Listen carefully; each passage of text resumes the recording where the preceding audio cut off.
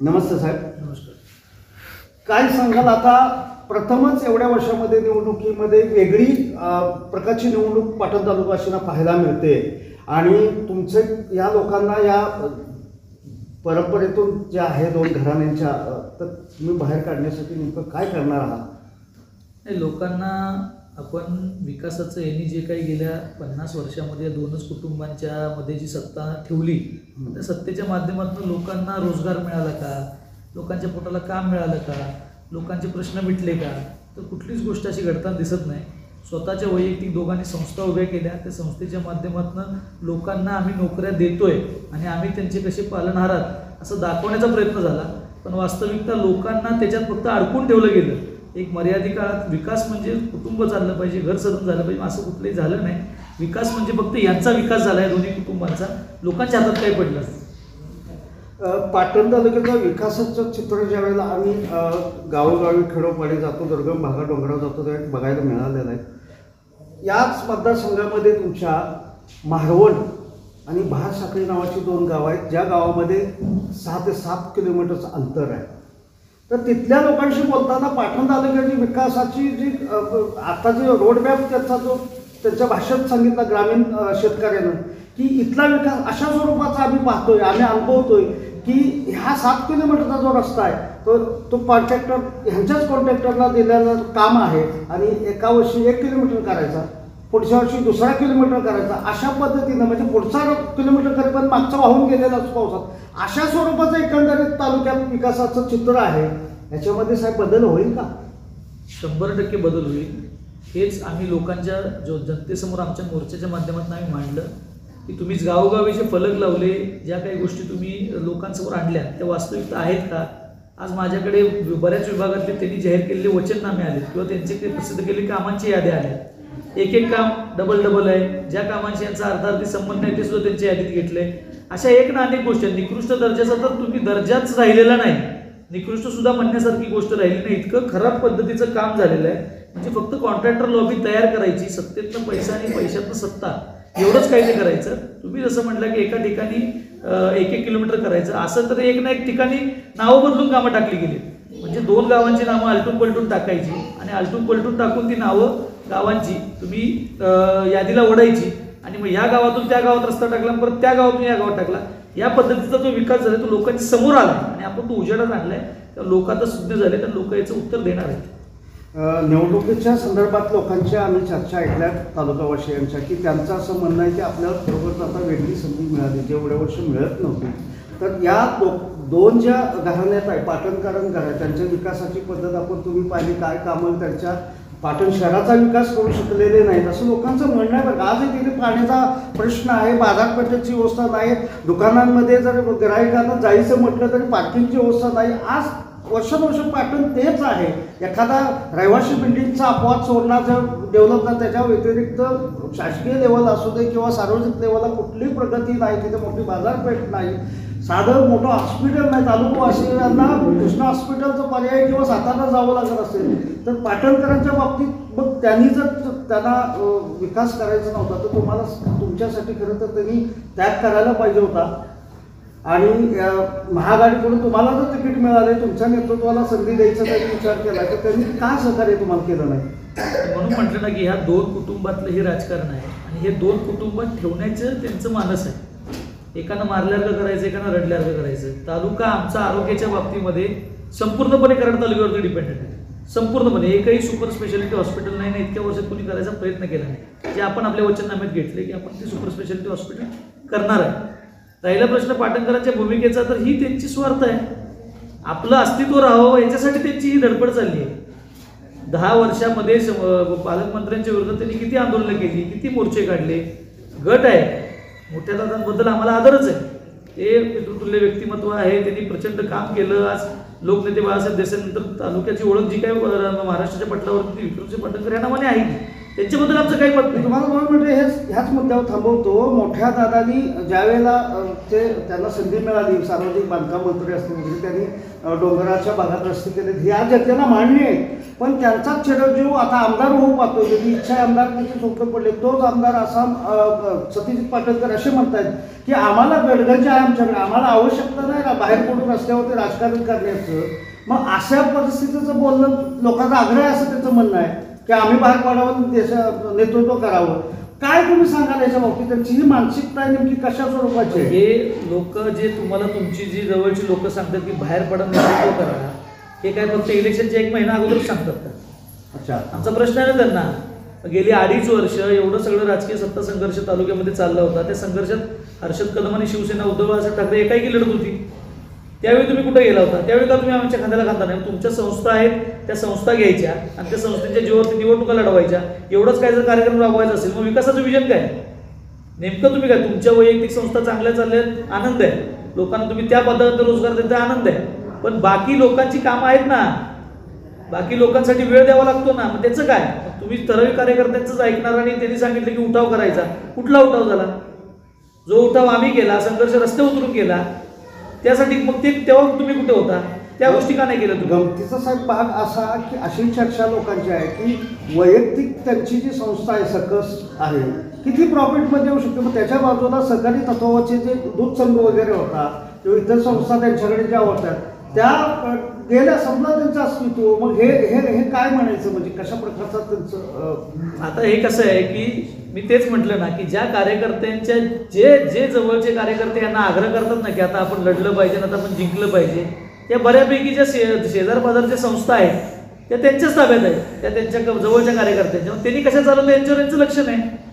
मी असं म्हणणार नाही, कारण ते वैयक्तिकरित्या त्यांचं संस्था चालवण्याचं काम आपण वैयक्तिकरित्या जे म्हणतोय, प्रायव्हेट त्यांचं चांगलं चालतंय, याचा अर्थ चांगलं चालवतात.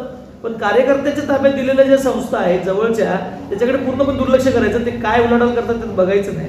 आणि मग असलेच कार्यकर्त्यांना सांगतात नाही आता आपण लढलं पाहिजे, आपण जिंकलं पाहिजे. कसं तुम्ही जिंकणार? तुम्ही लोकांपर्यंत जर अप्रोचच झाला नाही, तुम्ही नवीन कुठला पॉईंटच पाडला नाही. पण हेच आहे की दोघांनीही ठरवून केलेल्या गोष्टी आहेत. आज एक 35 वर्षाचं पोरगं ज्यावेळी उभं राहतंय, तालुक्यामधले विविध नेते, माझे आदरणीय श्रीनिवास पाटील साहेबचा आशीर्वाद माझ्यासोबत आहे, पृथ्वीराज बाबा माझ्यासोबत आहेत, आशीर्वाद त्यांचा माझ्यासोबत आहे, सगळे लोक सोबत आहेत. यांनी जर आज तो विचार केला असता तर ठीक होतं. पण आज त्यांनी पवार साहेबांचा विचार सुद्धा सोडून दिला. वाईट कशाचं वाटतं की आज आम्ही एकनिष्ठ आहोत. आज तुम्ही पालकमंत्र्यांचा गद्दार म्हणून तुमच्या सोशल मीडियात उल्लेख करता, मग तुम्हाला काय म्हणायचं? तुम्ही स्वतःला बंडखोर म्हणून घेता, त्यांना गद्दार म्हणता, ही कुठली व्याख्या? म्हणजे स्वतःला सोयीचं राजकारण करण्याची पद्धत पाटण तालुक्यामध्ये पहिल्यापासून आहे, जी त्यांनी एकमेकाला साजेशी धरलेली आहे, तीच चालू आहे. पाटणमध्ये पाटण शहराचा विचार करता तिथे बाळासाहेब देसाई कॉलेज आहे आणि या कॉलेजमध्ये आता गेल्या कित्येक वर्षात बरेचशीच उच्च शिक्षण तिथे घेऊन बाहेर पडलेली लोक मुंबई, गुजरात, पुण्याला स्थित आहेत.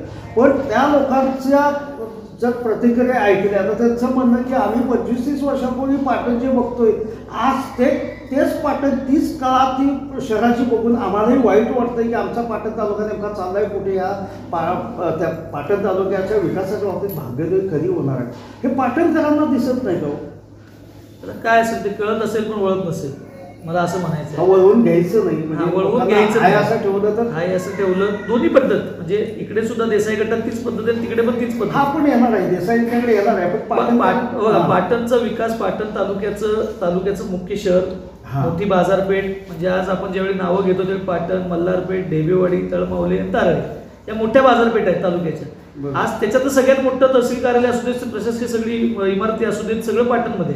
त्याचा विकास ज्या पद्धतीने व्हायला पाहिजे ते अजिबात झालेला नाही आणि जाणीवपूर्वक विद्यमानांनी तर त्याकडे दुर्लक्ष केलंच. पण 2.5 वर्ष महाविकास आघाडीची सत्ता असताना ज्यावेळी हे पाटणकर गट हा सत्तेत सक्रिय होता त्यांच्यासोबतच, तर त्यांच्याकडे सुद्धा कुठले प्रयत्न झालेले दिसत नाहीत. मग हे प्रयत्न आत्ता झाले नाहीत. ज्यावेळी तुमची पण सत्ता होती, तुम्ही पण त्या सत्तेतच होता, राजकीय परिस्थिती तशी तयार झाली होती, पण तुम्ही त्यावेळी उत्सुकता दाखवली. मग एक हाती तुमच्या हातात, तुम्ही काय करणार? तुम्ही जरा तरी प्रयत्न दाखवले असं लोक म्हटली असती. पण जाणीवपूर्वक लोकांना असंच पिचत ठेवलेलं बघायला आवडतं, अशातला तो भाग आहे. याच निवडणुकीमध्ये आणखीन एक उमेदवार जे आहेत, जे महाराष्ट्र सरकारमध्ये उत्पादन शुल्क मंत्री राहिलेत, सातारा जिल्ह्याचे पालकमंत्री राहिलेत, ते सुद्धा उमेदवार आहेत. आणि खरं तर तुमच्या दोघांमध्ये लढत आता प्रबल दिसते. म्हणजे लोकांची आम्ही चर्चा करतो, आढावा घेतो मतदारसंघाचा, त्यावेळी प्रबल दिसते.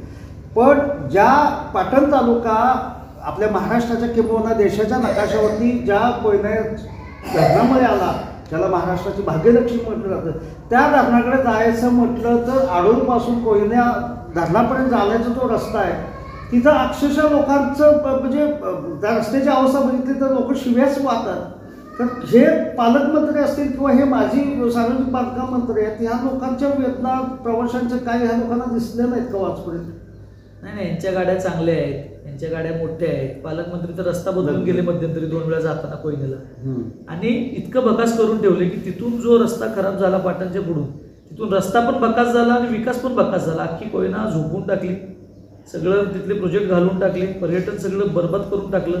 कुणीही त्याच्याकडे गेले 10 वर्षात लक्ष दिलेलं नाही. यांचा विकास फक्त रस्त्यांपुरता मर्यादित राहिला, तो पण त्या गुडघ्यावर खड्ड्यात आपटून तो पण रडतोय आता तो विकास. त्याच्यामुळं हा प्रकार फार विक्षिप्त आहे. आणि म्हणजे विकास म्हणजे काय तर फक्त यांचा रस्ता, पाणी, लाईट आणि सभामंडप आहे, याच्यावरच हे कार्यकर्त्यांना खुश करतात. आणि आता निवडणुकीची जी काही प्रक्रिया सुरू आहे त्याच्यामध्ये तर वेगवेगळे आमिष द्यायचं आणि त्यातनं निवडणुका जिंकण्याचा प्रयत्न करायचा, हाच काय तो यांचा अजेंडा दिसतोय. 15 नोव्हेंबरला खरं तर सहकारी साखर कारखाने सर्वत्र सुरू होतात, पण यावर्षी बहुधा ह्यांच्या लोकांच्याच ताब्यात कारखाने असल्यामुळे यांनी कुणी गळीत हंगामाचा दर त्याच्यापूर्वी दर शेतकरी संघटनेची मागणी की दर जाहीर करा, पण केले नाहीत. आता त्यांना कारण सापडलं की निवडणूक आहे वगैरे असं म्हणतात, 20 तारखेनंतर ते जाहीर करायची करतीलही. पण या तालुक्यामध्ये सर्वात जिल्ह्यामध्ये कमी शेतकरी ऊस उत्पादकांना दर देणारा कारखाना म्हणून या मरळीच्या कारखान्याकडे पाहिलं जातं, जो पालकमंत्र्यांच्या ह्याच्यामध्ये आहे. काय शेतकऱ्यांचं हे मोठं नुकसान होतं असं वाटत नाही? कारण त्याचं की सगळ्यापेक्षा दर 350-400 रुपयाचा फरक कमी दर दिला जातोय. काय सांगाल त्याचं? आता ते तुमच्या जे मीडियाच्या माध्यमातून फार ॲक्टिव्ह असतात, फार लगेच एखादे कुठे काय घडलं, महाराष्ट्रात कुठे काय घडलं तरी पाठवलं त्याची प्रतिक्रिया असते त्यांच्याकडनं. त्यांना एकदा बसून 10 मिनिटं विचारा की हा प्रश्न. ती एक हाती लोकनेत्यांनी जो इतक्या कष्टाने सहकारी तत्वावरती जो कारखाना उभा केला, तो इतक्या चांगल्या पद्धतीने यांच्या ताब्यात दिला. मला वाटतं म्हणजे बिना कर्ज असलेला तो कारखाना आहे, कारखान्यात कुठलं कर्ज नाही, तुमची एक हाती सत्ता आहे, तुमच्या कुटुंबाच्या माध्यमातून तुम्ही आता तो खासगीकरणाकडे वाटचाल चालल्याप्रमाणे तुम्ही तो चालवताय. तुम्हाला कुणी रोखले? तालुक्यातला ऊस बाहेर जातो म्हणता, बाहेर जातो कुणी घालवला? तुमच्या या दर देण्याच्या वृत्तीमुळे ऊस बाहेर जातो ना. आणि त्याच अनुषंगानं याच कारखान्याची हेमा मालिनी ब्रँडची साखर आहे ती एक्सपोर्ट होते असंही आहे, म्हणजे त्याला चांगला दर मिळतो. असं असताना तुम्ही ज्यांच्या घामाने हा ऊस तुमच्या कारखान्यात पुढे जातो त्या लोकांना 300-350 रुपये दर कमी देणार असेल, म्हणजे साधारण ज्याचा ऊस 400-500 टन असेल त्याचं 1,00,000, 1,25,00,000, 1,50,000 लाखाचं नुकसान आहे. हे त्यांच्याच गटातील लोकांचं समजा होत आहे, कारण त्यांचाच ऊस जातोय, इतरांचा बहुता ऊस तर बाहेर जातो, विरोधी पार्टीचा असेल. तर ह्या लोकांना हे यांच्या वेदना ह्या शोभराज देसाईंना का दिसत नाही? तो हे मुद्दाम आहे. अच्छा, हे मुद्दाम केलं जातं. आणि मला त्या गटातल्या लोकांना सुद्धा मी आव्हान वारंवार करत आलोय. हे मी बोलतोय, माझा काही स्वार्थ नाही याच्यामध्ये. मी पण सुद्धा एक उत्पादक शेतकरी आहे, माझा ऊस सुद्धा मी बाहेर घालवतो, पण मी बाहेर काय राजकीय आक्षापोटी घालवत नाही. आमच्या लोकनेत्यांनी उभा केलेला कारखाना तो चाललाच पाहिजे ह्या मताचा आम्ही सुद्धा आहे. पण मग तुम्ही जर असं म्हणता, जर माझा 500 टन ऊस जात असेल आणि माझं जर 2 लाख रुपये नुकसान होत असेल, तर आज तुम्ही जीएसटीच्या माध्यमातून शेतकरी किती पिचलाय? 1 लाखाचं खत घेतलं तर 18,000 जीएसटी जातोय. मला सांगा 2 लाख रुपयाचं जर त्याचं नुकसान झालं त्याला जबाबदार कोण आहे? असं कित्येक वर्ष चालू आहे. यांच्यातले सुद्धा लोक जी बाहेर ऊस घालवतात त्याला कारण हे आहे काय, कोणाचं त्याच्यावर त्या कारखान्यावरती आकस आहे, ती साखर बाहेर चांगल्या दरात विकली जाते. हे आम्ही अभिमानानं सांगतो की आमच्या मरळी साखर बाहेर चांगली चालते. पण याच्यावरती त्यांनी उपाययोजना काय केल्या? कोजनरेशन नाही, डिस्लरी नाही. आज वाटलं त्यांचे उच्च शिक्षित चिरंजीव आलेत, पुस्तक प्रकाशन वगैरे फार मोठ्या जोमानं करतात, सगळं चांगलं आहे, दिलंय ताब्यात त्याचं काय?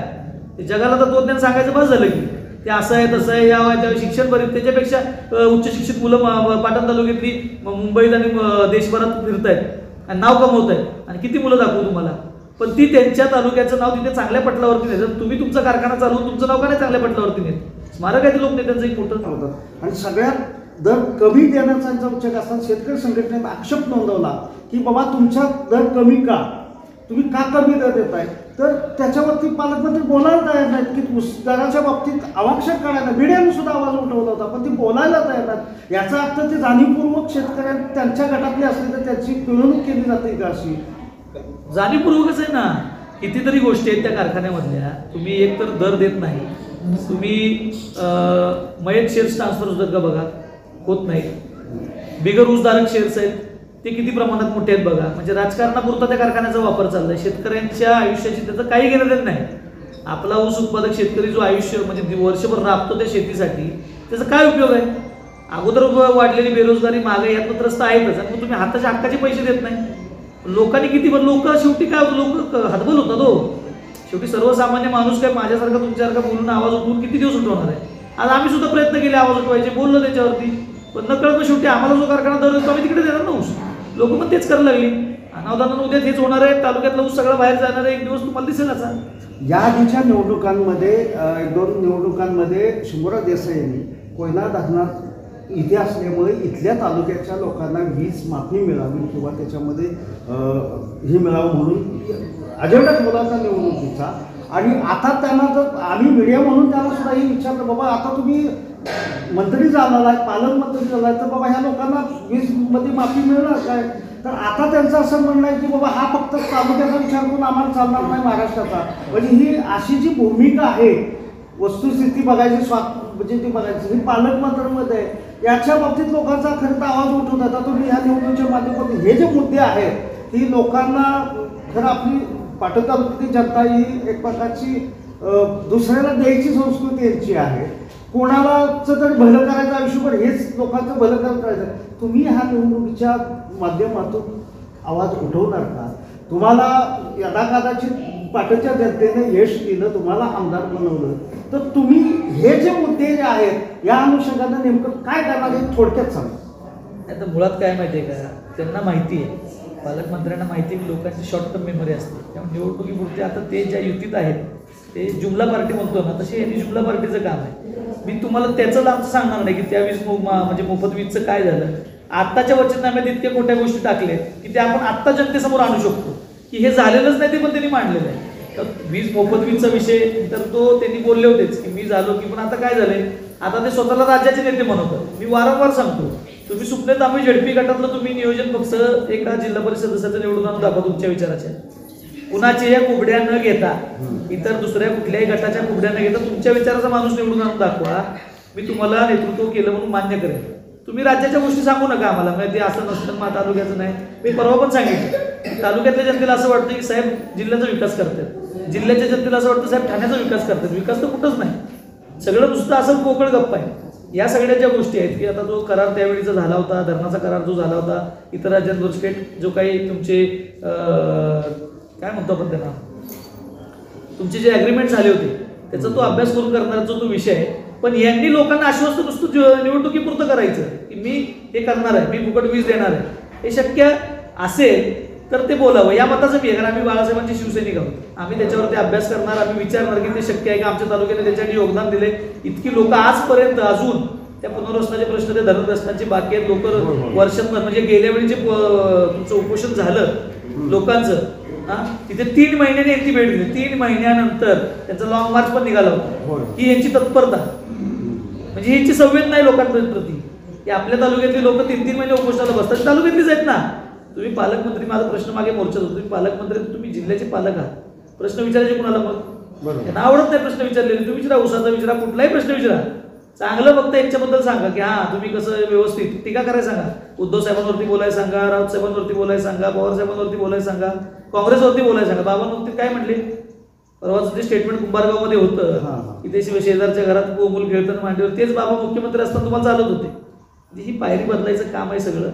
आणि पण आताच्या निवडणुकीमध्ये एक तर पाटणची जनता वेगळी निवडणूक अनुभवते का, 2 घराण्याच्या बाहेर यांनी कधी सत्ता पडून दिली नाही, जाणीवपूर्वक असेल किंवा काय तर असेल, पण पहिल्यांदाच जनता अनुभवते की कुणीतरी यांना फाईट देणारा आपला तुमच्या रूपाने मिळालेला आहे. आणि आत्ताची ही निवडणूक अशी लोकांच्या मध्ये चर्चा आहे, 2 मुद्द्यावरतीच निवडणूक असते. एक तर गद्दारी आणि विकास कामातला भंकपपणा.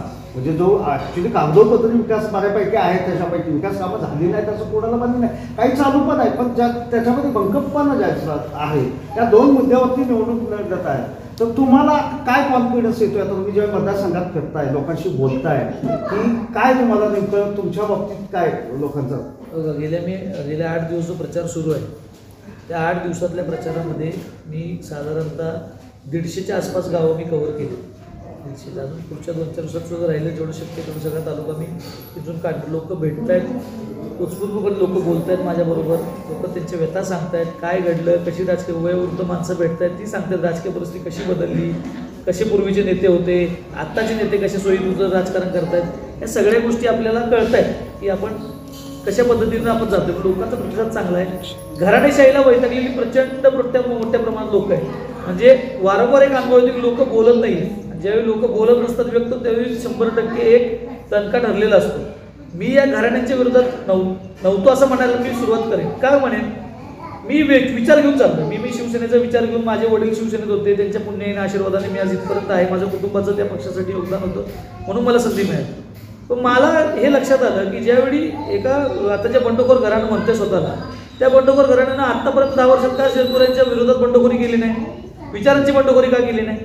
ज्यावेळी मला संधी मिळाली त्यावेळी मग अफवा उठवण्याचं काम सुरू झालं. नाही हे असंच झालं, आम्ही नाही म्हटलं म्हणून झालं, अमकं झालं तमकं झालं, तुम्ही नाही म्हटलं तुम्हाला आता बोलू नाही. त्या 2004 शंभूराज देसाईंची पहिली निवडणूक झाली, त्यांना गुलाल लागला तो फक्त आमच्यामुळं, आमच्या कुटुंबाच्या ॲग्रेसिव्ह प्रचारामुळे लागला. हे सगळ्या तालुक्याला माहिती. गेली 20 वर्ष माझं कुटुंब राजकारणात सक्रिय, माझ्या चुलत्यांच्या माध्यमातून, वडिलांच्या माध्यमातून, भावांच्या माध्यमातून, आता माझ्या माध्यमातून.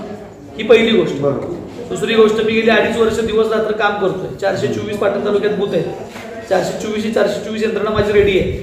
उद्या ती तुम्हाला निवडणुकीत राबलेली दिसते आणि ती दिसणार आहे बूथ लागल्यानंतर.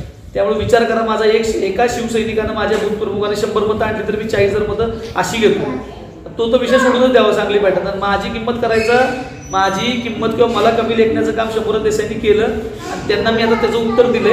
आणि त्यांना गावोगावी पिंजून काढायला मी भाग पाडले की जे म्हणतो 3,000 कोटीचा विकास केलाय का ना त्यांना. तुम्ही तर मग जर माझी अशी किंमत करा की आम्ही सांगली पॅटर्न करू, तर तुमचं तर फार वेगळं चित्र लोकांच्या जनतेमध्ये दिसणार आहे. तुम्ही कुणाचा इगो दुखवू नका, माझं स्पष्ट मत आहे. प्रत्येकाचा स्वाभिमान असतो. आणि तुम्ही जर लोकांना सांगत बसाल की नाही हर्षद कदम आमच्यासाठीच उभं राहिलं, हे केलंय, तर मग मी तुम्हाला त्याचं योग्य उत्तर 20 तारखेला मिळेलच. आणि पुढच्या 8 दिवसात पक्षप्रमुख घेऊन गेले 17 तारखेला तालुक्याचं चित्र 1001% बदललेलं असेल हे मी तुम्हाला ठामपणे सांगतो.